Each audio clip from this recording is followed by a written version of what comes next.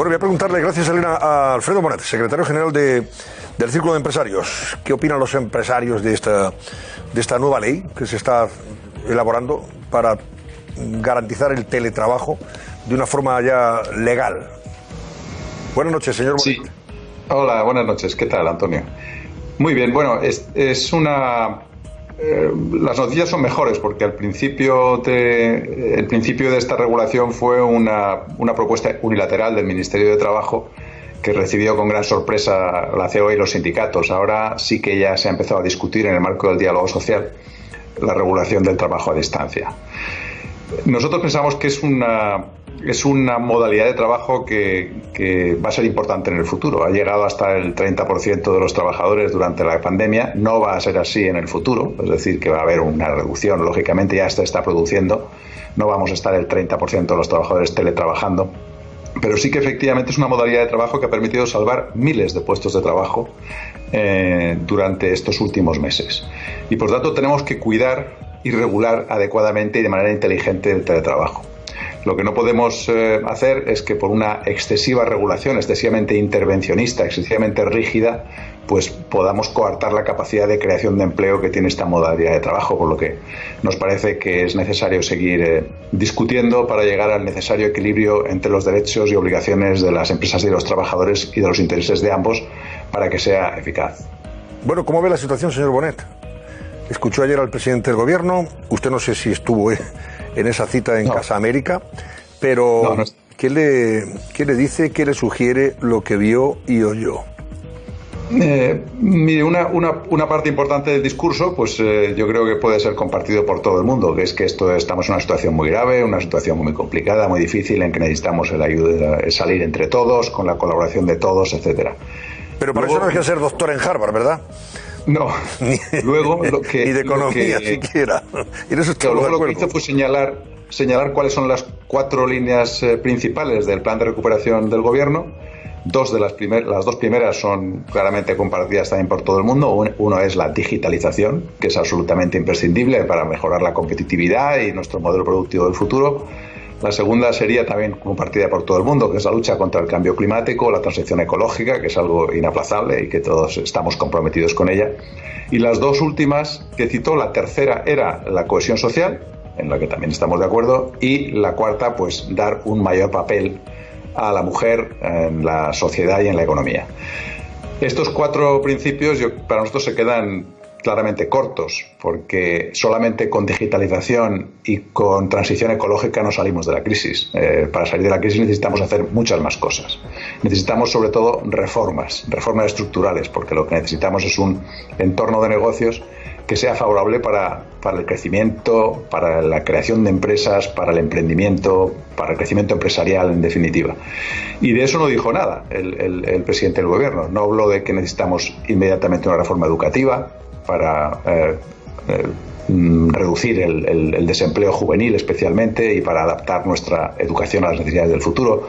No habló de que necesitamos reformar las pensiones, que el sistema es insostenible en la situación en que se encuentra. No habló de la necesidad de reformar la fiscalidad para tener un sistema fiscal más eficiente.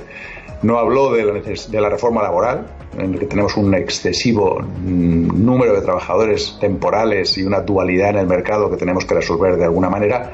No habló de la reforma de las administraciones públicas, en las que hay un enorme margen de eficiencia, de acuerdo con estudios de la AIREF. Es decir, que yo creo que el discurso fue el discurso general que se podía haber hecho en cualquier país de la Unión Europea, de que lo importante es la digitalización, la transición ecológica, la cohesión social, etcétera. Pero es que en España tenemos una serie de problemas particulares que no tienen en otros países, como Alemania u otros, y parece que se olvidó o no los comentó, que es toda la necesidad de acometer reformas estructurales, dado que desde el año 2012 no se aprueba ninguna reforma estructural en España y la necesitamos como el comer para poder actualizar nuestro entorno de negocios y nuestro modelo productivo.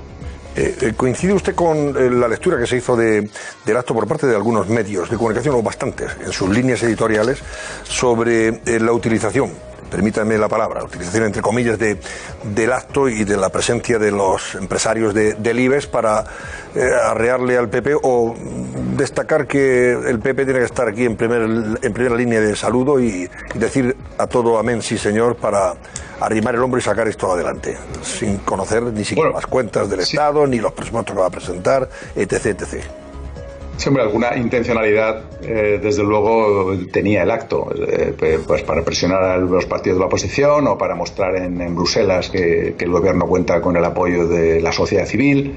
Pero bueno, es verdad que había ahí una serie de presidentes de las empresas del IBEX 35, pero estos presidentes estaban ahí también por educación o por cortesía. Es decir, si a mí me invita el presidente de mi gobierno a un acto, inmediatamente voy. Es decir, tampoco he oído que hay gente que ha criticado que hayan asistido a este acto.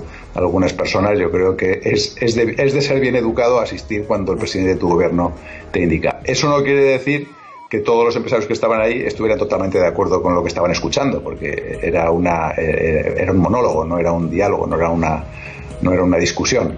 Con lo que sí, efectivamente, pues el acto pues tenía bastante de promoción de las propuestas, sobre todo en una semana clave, que es la semana en que se inician los contactos con los partidos de la oposición a partir de mañana. Bueno, ya viste que la COE, me imagino el Círculo de Empresarios estará de acuerdo con ello, exige alargar los ERTE, los expedientes de regulación temporal de empleo, hasta junio, o sea, hasta junio del año que viene, tras la debacle del turismo. Eso dice, por ejemplo, El Mundo. España pierde el 75% de los visitantes extranjeros en julio y el gasto se hunde en un 80%, nada más y nada menos, teniendo en cuenta la importancia que tiene el turismo en el PIB español. Por otro lado, La Vanguardia nos dice que el Banco de España y el Banco Central Europeo ven la recuperación incompleta y desigual y que el optimismo del gobierno no se corresponde con la realidad, advirtiendo los gobernadores, en este caso el gobernador del Banco de España, Hernández Cos, y un representante del Banco Central Europeo como Guindos, que los riesgos para la solvencia empresarial y el empleo son muy gordos. Cuando habla de riesgo para la solvencia empresarial estamos hablando de posibles quiebras, ¿no? Y del empleo, pues más paro. Eso es.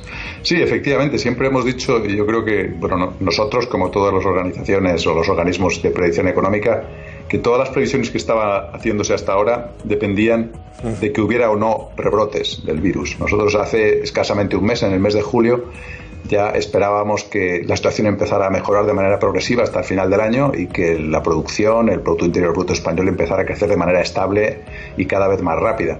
Pero es verdad que estamos ahora viviendo un rebrote, y este es un rebrote que es inesperado, que desde luego estaba contemplado en las previsiones, porque muchos de los organismos habían hecho previsiones diferentes en función de si había rebrotes o si no los había. Ahora nos encontramos ya en un cierto rebrote que además se ha adelantado, porque todas las estimaciones eran que el rebrote podría venir en octubre, cuando empezaron a bajar las temperaturas, etcétera, pero es que nos hemos encontrado ya en él. El año turístico ha sido desastroso, como bien se decía, y por tanto las previsiones van a empeorar. Todas las previsiones que se hicieron en el mes de junio y julio van a ser peores ahora.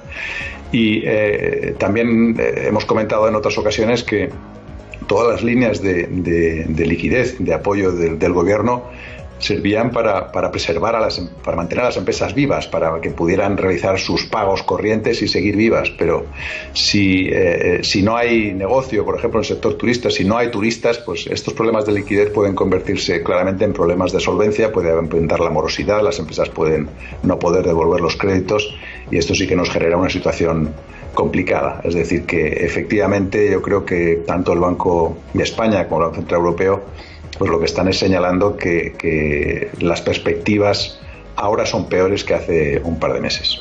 Brevemente, señor Bonell, le pregunto, ¿tiene el Círculo de Empresarios alguna previsión sobre crecimiento de aquí a final de año y sobre todo de aumento del desempleo? No, la verdad es que nosotros no hacemos estimaciones, no tenemos un análisis y modelos económicos de predicción ni econométricos. Lo que hacemos es seguir mucho lo que están haciendo los demás, ¿no? Y tratar de asimilarlo. Yo creo que la caída del Producto Interior Bruto, que se estimaba pues hace 2 o 3 meses en alrededor del 10% del PIB este año, pues a final de año va a ser superior. No sé si será el 12 o el 13 o cuánto será. Y el aumento del paro, pues también. El paro se iba a colocar en alrededor del 20%, según las estimaciones que habíamos oído hace 2 o 3 meses, y es posible que ahora después de la evolución que estamos viviendo y en función de cuánto dure, porque tampoco sabemos si esta situación ahora de rebrotes en el que estamos viviendo vamos a poder superarla en 2 semanas o en 2 meses. Si fuera en 2 semanas habría un impacto menor, pero si fuera en 2 meses la verdad es que el efecto sería grande. Yo creo que el paro se puede ir claramente por encima del 20%. Esos son más de 6 millones de parados, ¿no? Claro, esto es... Bueno, sí, en realidad la población activa total en España debe ser alrededor de 20 millones, con lo que podría ser 5 más o menos, sí, algo así. Si se queda en el 20%, hay previsiones que incluso van más allá. Dios quiera que no se cumpla esa previsión. Gracias, señor Bonet, secretario general del Círculo de Empresarios.